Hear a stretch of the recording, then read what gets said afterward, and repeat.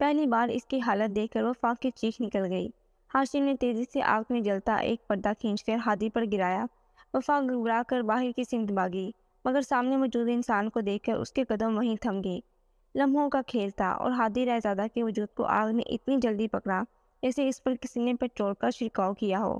شاید یہ بھی قدرت کا انصاف اور کرشمہ تھا۔ التمش اپنے سامنے کھڑے التمش کو دیکھ کر اس کی آنکھیں نم ہوئیں، مگر اگلے ہی پل کانوں کے قریب ہادی رہزادہ کا جملہ گونجا، بھائی نے تمہیں طلاق دے دی ہے۔ دل کے تمام احساسات و جذبات بدلے کی بین چڑھ گئے تھے۔ اب باقی شاید کچھ باقی نہ بچا تھا۔ کسی ہارے جوہری کی طرح وہ وہیں ساکت و جامد کھڑی رہی۔ التمش بھی اسے اگنور کر کے آگ کی طرف بڑھا جہاں اس نے ہادی کا چہرہ دیکھ لیا تھا۔ وفا کی رہی سے ہمت توڑنے کے لیے اس کا بس اتنا سا اگنور کرنا ہی کافی تھا۔ ہادی ہادی وہ اپنے بھائی کی مدد کرنا چاہتا تھا، مگر آگ اس قدر پھیل گئی تھی کہ وہ چاہ کر بھی کچھ نہ کر سکا۔ اس وقت ہاشم بھی باہر نکل آیا۔ ہاشم کو وہاں موجود دیکھ کر وفا حیران رہ گئی۔ یہ یہاں کب سے موجود ہیں؟ کیا انہوں نے سب کچھ سن اور دیکھ لیا ہے؟ من میں پہلا سوال یہی ابھرا، مگر اب ان سب باتوں کا کوئی فائدہ نہ تھا۔ اگر وہ اس قتل کا چشمدید گواہ بن بھی گیا تب بھی افسوس کا کوئی جواز نہیں بنتا تھا۔ جس دن اس نے اپنا پلان کو انجام دینے کے لیے قدم بڑھائے تھے، اپنے انجام سے وہ اسی دن واقف تھی، سو خاموشی سے یہ سارا تماشا دیکھتی رہی۔ دوسری طرف التمش دیوانہ وار چیخ رہا تھا، بس کر یار، اب کچھ نہیں ہو سکتا۔ ہاشم نے التمش کے کندھے پر ہاتھ رکھا۔ آنکھوں میں اشک لیے وہ ایک نظر ہاشم کی طرف دیکھ کر وہ شدید تیش کی حالت میں وفا کی جانب بڑھا۔ تم نے مارا ہے میرے بھائی کو؟ وہ پوری قوت سے ڈرا۔ وفا کا دل اس کی دار پر دہل کر رہ گیا۔ ہاشم اس کو اس قدر تیش میں دیکھ کر تیزی سے اس کی طرف بڑھا۔ التمش رک جاؤ، وہ تیزی سے اس کے سامنے آیا۔ ہاشم میرے راستے سے ہٹ جاؤ، میں اس بے وفا قاتل لڑکی کو آج جان سے مار دوں گا، اسے کسی رشتے کا پاس نہیں ہے۔ ہاشم سے اپنا آپ چھڑوانے کی کوشش میں وہ وفا پر اپنے دل کی براس نکالنے لگا۔ آخرکار ہاشم کو ایک طرف دھکیل کر وہ دوبارہ وفا کی جانب بڑھا، شدید غصے میں آ کر ہاتھ ہوا میں بلند کر کے اس کا منہ توڑ دینا چاہتا تھا، مگر اس کی آنکھوں میں دکھ بھرے اشک دیکھ کر اس کا ہاتھ ہوا میں ہی معلق رہ گیا۔ وہ خاموشی سے اپنی جگہ کھڑی رہی، ایک نظر التمش کے ہوا میں بلند ہاتھ کو دیکھا، زخمی مسکراہٹ نے لبوں کو چھوا، آنکھوں سے تکلیف کے دو آنسو نکل رخساروں پر پھیل گئے۔ التمش ضبط سے آنکھیں میچ کر دونوں ہاتھوں کی مضبوط مٹھیاں بنا کر 2 قدموں میں ہاشم کے سامنے آیا۔ اسے میری نظروں کے سامنے سے لے جاؤ، گرفتار کرو اسے ابھی کے ابھی۔ گرفتار؟ مگر کیوں؟ ہاشم نے حیرت کی انتہا کر ڈالی۔ یہ تم پوچھ رہے ہو؟ تم جانتے ہو یہ ہادی کے ساتھ یہاں بھاگ کر آئی تھی، اور اس کے سوا یہ کون کر سکتا ہے؟ یہ میرے معصوم بھائی کی مجرم ہے، اسے ابھی کے ابھی گرفتار کر کے میری نظروں کے سامنے سے لے جاؤ، ورنہ التمش شہزادہ کا خون کھول جائے گا، اور اگر میرا خون کھولا تو میرے ہاتھوں کچھ غلط ہو جائے گا۔ وہ ضبط سے گویا ہوا۔ آج واقعی شاید اس کی برداشت کا امتحان تھا۔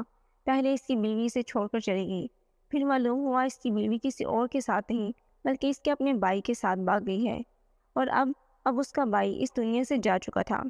وہ کیا کرے اسے کچھ سمجھ نہیں آ رہا تھا۔ نہیں التمش، ابھی تم سچائی سے بہت دور ہو۔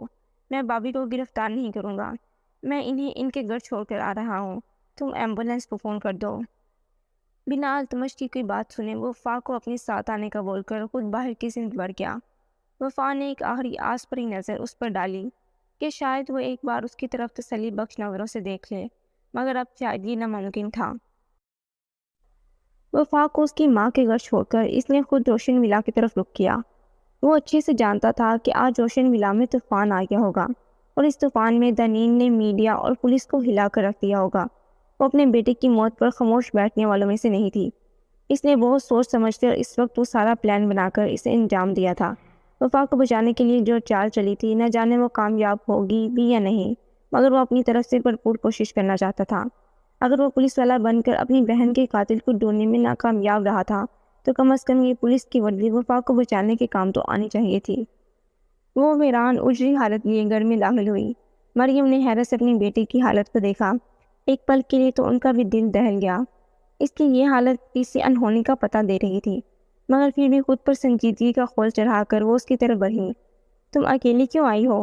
التمش کہاں ہے؟ اور یہ کیا حالت بنا رکھی ہے؟ شادی کے بعد لڑکیاں ایسی حالت بنا کر نہیں رکھتی۔ کیا تمہیں اب یہ بتانا پڑے گا؟ اس کا سخت لہجہ بھی وفا پر کوئی اثر نہ چھوڑ سکا۔ خالی خالی نظروں سے اس نے اپنی ماں کے جذبات سے عاری چہرے کی طرف دیکھا۔ ایک طنزیہ مسکراہٹ اس کے لبوں پر آئی۔ اتار دیجیے خود پر سے یہ سنجیدگی کا لبادہ، بند کریں یہ نفرت کا ڈھونگ، مسکرائیں، جشن منائیں۔ مار آئی ہوں میں اس شخص کو، میں نے اس درندے کو موت کے گھاٹ اتار دیا جس نے ہم سب کی خوشیوں بڑی زندگی کو گرہ لگا دیا تھا۔ مار دیا؟ یہ کیا فضولیات بک رہی ہو تم؟ ہوش میں تو ہو؟ کیا بکواس کر رہی ہو؟ کس کو مارنے کی بات کر رہی ہو؟ مریم کے دل کو کسی نے مٹھی میں لیا۔ آج نہ جانے کون سی قیامت ٹوٹنے والی تھی۔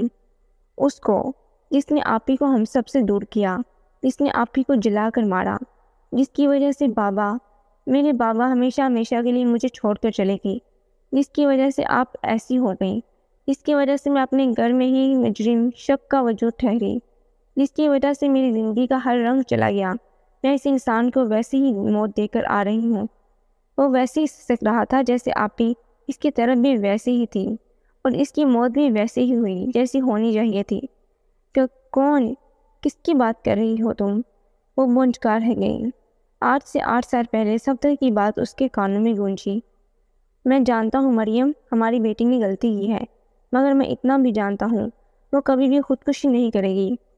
ضرور یہ کام اس انسان کا ہے جس کے ساتھ میری بیٹی گھر چھوڑ کر گئی تھی۔ اس وقت اس نے صفدر کی باتوں کو وہم مان کر ٹال دیا تھا، مگر 8 سالوں پہلے صفدر کا شخص صحیح ثابت ہوا۔ ان کی بیٹی کا قتل ہوا تھا۔ کون تھا وہ چیخ اٹھی۔ ہادی رہزادہ۔ یاد ہے جب میں آپ کو اپنی پسند کے لڑکے سے شادی کرنے کے لیے منانے آئی تھی؟ جانتی ہیں وہ لڑکا کون تھا؟ ایک نظر مریم کے فق چہرے کی طرف دیکھ کر وہ خود ہی بول اٹھی۔ وہ ہادی تھا۔ میں نے سوچا تھا اس سے شادی کر کے پہلی ہی رات اسے جان سے مار دوں گی، مگر آپ نے تو میری شادی التمش سے کروا دی ماں۔ التمش کے نام پر اس کے لہجے میں صدیوں کی تکان اتر آئی۔ وہ بہت اچھا تھا، میرا بہت خیال رکھتا تھا۔ میں نے اسے بہت بار بولا کہ میں اس سے محبت نہیں کرتی، کیونکہ میں جانتی تھی میری زندگی کا اصل مقصد کیا ہے، پھر بھی انہوں نے کبھی مجھ سے برا سلوک نہیں کیا۔ التمش بول رہے تھے کہ انہوں نے مجھ سے شادی صرف میرے چہرے پر مسکراہٹ بکھیرنے کے لیے کی ہے، مگر میں مسکرا نہ سکی، کیونکہ آپ ہی اور بابا کے ساتھ یہ مسکراہٹ چلی گئی۔ لیکن آج اس درندے کو مارنے کے بعد میں بہت بے سکون ہوں، کیونکہ التمش نے مجھے طلاق دے دی۔ کب سے حلق میں اٹکا آنسوؤں کا گولا درد بن کر آہوں کی شکل اختیار کر گیا تھا۔ مریم کو لگا اس کے وجود میں کسی نے جان نکالی ہو۔ ان کی ایک بیٹی تو پہلے ہی اس دنیا سے جا چکی تھی، کیا اب یہ بھی انہیں چھوڑ کر چلی جائے گی؟ جی تو دوستو، کیسی لگی آپ کو میری آج کی تھرلنگ ایپیسوڈ؟ ملتے ہیں نیکسٹ ایپیسوڈ میں، تب تک کے لیے خدا حافظ۔